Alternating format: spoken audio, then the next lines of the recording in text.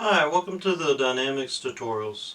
So with this problem we're also looking at angular momentum of a particle, and in this case we have a rod that's connected to our particle at A, and our rod is pinned here at this point, and let's call this point O. Our rod is 2 meters.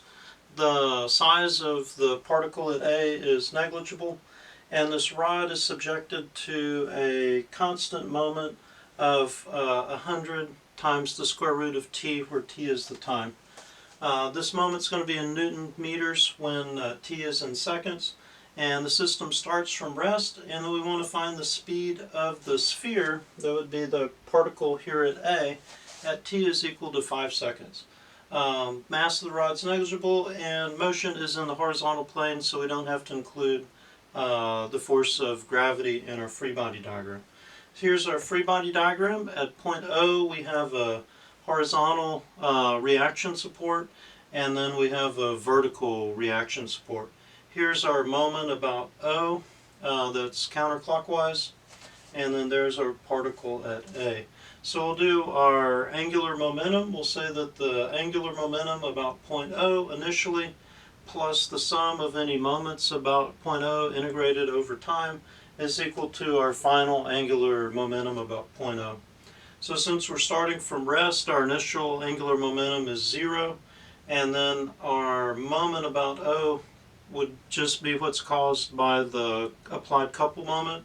So that would be our 100 t to the 1/2 instead of square root, the same thing, dt, and that's going to be equal to our final angular momentum of the particle. Remember, the angular momentum of the particle is just the linear momentum, so mv times the perpendicular distance.